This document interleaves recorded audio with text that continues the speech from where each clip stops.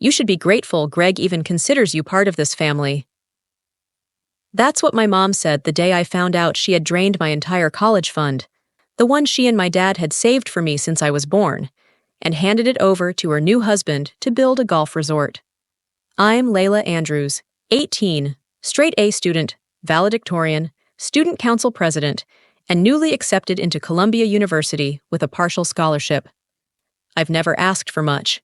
No fancy trips, no designer clothes, no parties.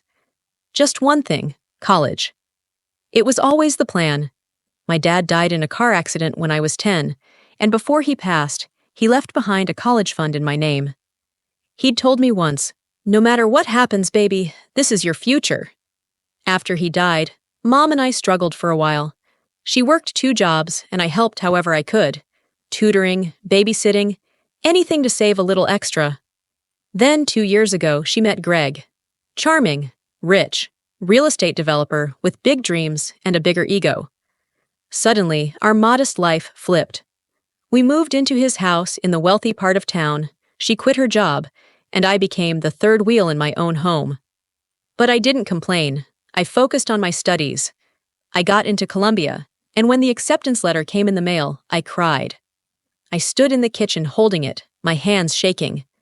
"Mom, I got in! Columbia, I got in!" She looked up from her tablet, sipped her green juice, and said, "That's nice, honey." I blinked. "Nice? Mom, this is Columbia. I need to send in the deposit by next week. The tuition after the scholarship is about $38,000. But with Dad's fund..." And that's when Greg walked in. "We need to talk," he said. I'll never forget that conversation. Greg sat me down in the living room, beside the fireplace he never used, under a painting he never looked at, and told me he'd redirected the college fund, my fund, into a once-in-a-lifetime opportunity. "A luxury golf resort, sweetheart," Mom chimed in, all smiles. "It'll make more money than any degree ever could." My mouth went dry. What? What are you talking about?" Greg leaned forward like a used car salesman. "Look, you're smart, I get it. But the world doesn't need another English major with student debt. This is a smart move, for the whole family." I stared at Mom. "The money Dad left, you said it was untouchable." Her face hardened. "It was for your future, and Greg is your future now." "No," I said. "College is my future. Columbia is..." "Don't be dramatic," Greg snapped. "You've got a roof over your head, food to eat, plenty of kids take out loans. You can too. Maybe start at community college." Community college. Instead of Columbia. Because my mother decided her new husband's dream of turning wetlands into a golf resort was more valuable than mine. I stood up, my chest tight. "You stole from me." Greg laughed. "No, sweetheart, I invested for you. And when this takes off, you'll thank me." And then came the final punch. Mom added, "Besides, your stepsister Amber wants to go to NYU next year. If this project succeeds, we can help her too." Amber. The girl who once asked me if Columbia was that college in Ohio. I couldn't breathe. My entire life had been building to this moment. Every all-nighter, every volunteer hour, every AP exam. And it was all just gone. Just like that. I left the room, locked myself in what used to be my bedroom, now redecorated to match Greg's aesthetic. I didn't cry, I didn't scream, I packed. My laptop, passport, birth certificate, clothes. The envelope of cash I kept from tutoring. $300 exactly. I wrote one letter to Columbia, one note to my mom, then turned off my phone and slipped out the back door while they were uncorking wine to celebrate their investment. But I didn't go to a friend's house. I didn't go cry to a relative. I walked straight to the Greyhound station. One way, to New York City. I didn't know exactly where I was going or how I'd survive, but I knew one thing. If they wanted to bet everything on Greg, fine. I would bet on myself, and I'd make them regret ever thinking I needed their money to succeed. The Greyhound smelled like wet carpet and stale chips, but I didn't care. As the miles rolled by, my anger simmered into something colder, something sharper. I watched the trees blur past the window, clutching my backpack like it was armor. Every time I closed my eyes, I heard Greg's voice. You should be grateful. Grateful? For what? For having my future stolen while my stepsister gets a free ride on the back of my college fund? I didn't cry. I refused. Instead, I made a silent promise to myself. I would never ask them for anything again. Not help, not money, not even a conversation. When I stepped off the bus in New York City, the air hit me like a slap, cold, fast, and overwhelming. I had no plan, no place to stay, and just under $300 in cash tucked into my bra. It was both terrifying and strangely freeing. I found a cheap motel in Queens. $75 a night, cash only. The room smelled like mildew and cigarette smoke, and the lock on the door looked like it hadn't worked since the Clinton administration. But it was mine. For now. The next morning, I wandered the neighborhood, looking for anything that said, "Help wanted." I walked past boutiques, bodegas, and bakeries, until finally a small Vietnamese restaurant caught my eye. Pho Hoang. Clean, quiet, and packed with customers. A good sign. I stepped in, unsure of what I'd say. A woman in her late 50s stood behind the counter, expertly counting change. Her name tag read, Lynn. "Hi," I said, trying to sound confident. "Are you hiring?" She looked me up and down. Columbia hoodie, jeans too clean, shoes too expensive. I looked like a runaway prep school kid. But something in my voice must have convinced her, because after a pause she said, "We need someone to wash dishes. Start tonight. 6 to midnight. Cash. You want it?" "Yes," I said. "Please." And just like that, I became a dishwasher. That first week was brutal. My hands were raw from soap and heat. My back ached from bending over sinks for hours. I'd leave work past midnight, walk to my motel, and fall asleep to the sound of sirens and shouting in the street. But I was safe. I was surviving. And no one could take that from me. On my second Friday, something unexpected happened. During a break, Lynn's teenage daughter, Mai, was hunched over her SAT prep book, frustrated and near tears. I offered to help. 30 minutes later, she was laughing, actually laughing, as she solved a math problem she swore she'd never understand. Lynn watched the whole thing. When Mai walked off, she asked, "You tutor before?" I nodded. "Back home, I helped a lot of kids get into good colleges." She tilted her head. "You smart girl. Shouldn't be back here washing dishes." "Life happens," I said quietly. The next night, one of the regulars overheard me helping Mai again. A man in a gray suit, clearly not from the neighborhood, approached me after dinner. "You really got a kid into Yale?" he asked. "3, I said, "and 1 into Stanford." He handed me his card. "My daughter's taking the SAT in 6 weeks. We'll pay you $100 an hour. If you're half as good as you sound, it'll be worth every cent." That moment felt like lightning. For the first time since leaving Ohio, I saw the edge of a new path, one I could build. Within 2 weeks, I had 3 clients. I still washed dishes at night, but my afternoons were spent tutoring kids from Upper East Side prep schools whose parents paid more for my time than Greg made in a day. I never told them my real name. To them, I was Lena Ashford, a private tutor with a mysterious past and a 100% success rate. I started printing flyers, built a free website at the library, bought a $60 secondhand blazer to look more professional. Then came the twist I didn't see coming. One evening, while tutoring a boy named Alex, his mother came home early. She walked into the room, froze, and stared at me. "Layla?" she said. It was Carla, one of Greg's former business partners, a woman who once tried to set me up with her awkward son at a Christmas party years ago. She looked stunned. "I thought your mom said you were taking a break from school." My heart dropped. I'd worked so hard to disappear, to start clean. But Carla remembered. She knew me. Before I could say a word, she pulled out her phone. "I think we need to have a conversation about Greg."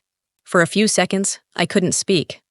Carla, Greg's old business partner, stood in the doorway, holding her purse in one hand and her phone in the other, eyes locked on me. She looked like she'd just seen a ghost. "You're Layla Andrews," she said again, this time with more certainty. "From Ohio, Greg's stepdaughter?" I didn't know what to say. My throat tightened.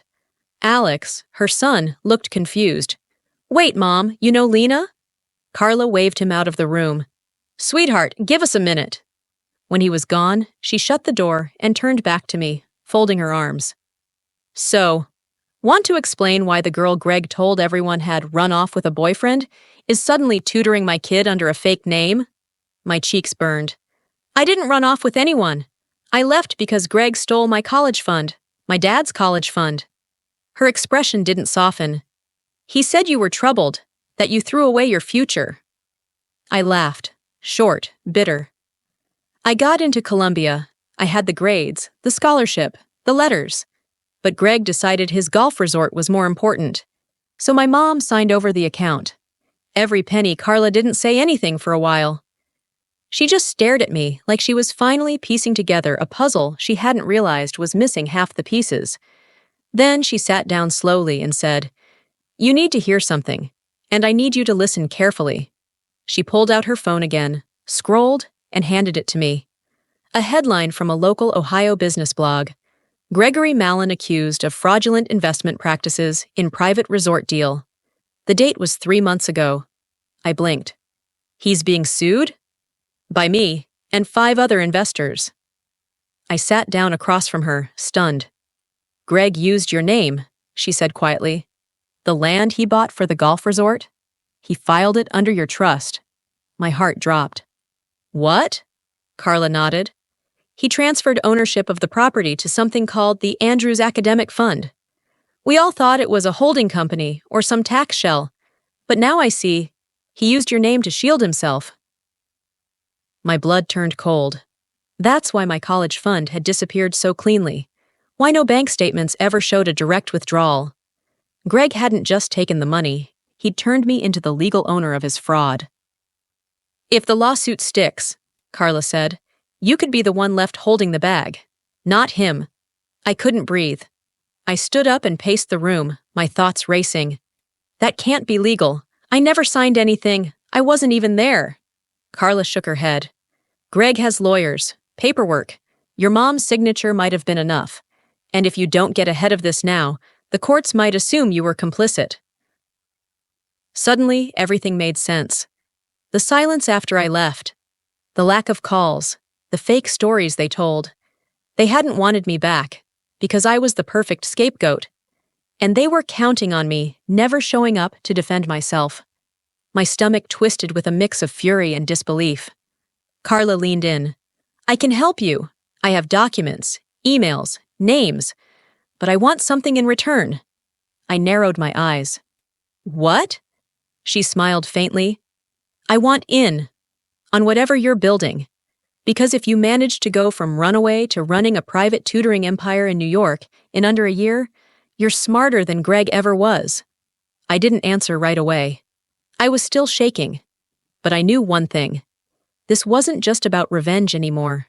It was about survival. Because Greg had set me up to take the fall, and if I didn't act fast, everything I had rebuilt could be ripped away. And that's when Carla dropped the bombshell. "He's pitching a new investment next week. Same scam, new packaging. Guess who's invited to the private investor dinner?" I shook my head. "No idea." She looked me straight in the eyes. "Your mother, and your stepsister. Drop a 2 in the comments if you'd confront them face to face. Because I was about to... I didn't sleep the night Carla told me everything. I sat on the floor of my motel room, with every nerve in my body lit like a fuse, going over the documents she had emailed me. Property transfers, trust fund filings, fake signatures. He'd used my name, my fund, my father's legacy, as a legal shield for his fraudulent golf resort. And my mother? She either let it happen or helped him do it. For months, I thought they'd just chosen Greg over me. But this wasn't favoritism. This was a setup. They didn't just steal my future. They weaponized it. Carla said the investor dinner was invite only, held at a country club in Westchester. Plush, exclusive, and full of people who'd never questioned a man in a $5,000 suit with a vision. But this time, Greg wouldn't be the only one controlling the narrative. I borrowed a black cocktail dress from Carla's assistant and pulled my hair into a neat bun. When I looked in the mirror, I barely recognized myself. I didn't look like the girl who scrubbed pots in a back alley kitchen. I looked like someone they'd never see coming. Carla walked me to the door. "They won't expect you," she said. "They still think you're a ghost." "Good," I replied. "Let's haunt them." The club valet took my name, Lena Ashford, and handed me a champagne flute as I stepped into the hall. The room glittered with chandeliers and fake smiles. I scanned the crowd and saw them instantly. Greg, center of attention, his hand resting casually on the small of my mother's back. My mother, smiling like nothing in the world had ever gone wrong. Amber, wearing what looked suspiciously like my old necklace. My chest tightened. I waited. Let them enjoy the spotlight. Let them gloat in ignorance. Then the lights dimmed and Greg stepped up to the mic. "Ladies and gentlemen," he began, his voice smooth as oil, "thank you for joining us as we launch the next great opportunity in luxury resort development. A project backed by a trusted fund with a proven track record, the Andrews Trust." He smiled, and I stepped forward. My heels echoed across the floor as I walked toward the stage. For a moment, the crowd turned. Whispers rippled. Greg faltered. I climbed the steps, took the second microphone from its stand, and faced the audience. "I'm sorry," I said, loud and clear, "but I believe I'm the actual legal owner of the Andrews Trust, and none of you should give this man a single dollar." Gasps erupted. Greg's face drained of color. My mother's mouth opened, then closed again. Amber looked like she might throw up. "I'm Layla Andrews," I said. "The fund was created by my late father. It was meant for my college education, and Greg Mallon used forged documents to funnel that money, and my name, into a failing golf resort, without my knowledge or consent." Greg stepped forward, grabbing the mic. "This is insane. She's clearly willing to press charges," I interrupted. "Unless every investor in this room receives a full refund within 30 days. A man in a blue blazer near the front raised his hand. "Wait, you're saying you didn't authorize this?" "Not only did I not authorize it," I said, "I left home with $300 because they told me there was no money left for college, while he was buying land under my name." Whispers turned into murmurs. Several people stood and walked out. Carla gave me a nod from the back of the room. Greg turned to my mother. "Elizabeth, say something." But my mother didn't speak. She just looked at me, and for the first time in my life, I saw guilt flicker in her eyes.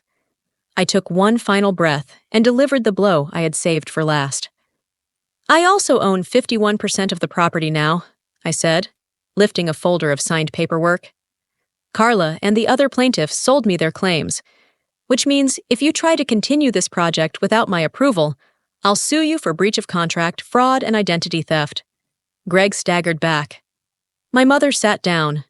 Amber burst into tears, and I walked off stage. The fallout was immediate. By the next morning, Greg's little empire was crumbling. 3 major investors pulled out within hours. Local media picked up the story and ran with it. "Teen runaway exposes stepfather's investment fraud." The article went viral faster than I expected. Greg's smug, polished image was shredded, and he knew exactly who had done it. I filed formal charges within a week: identity theft, forgery, and fraud.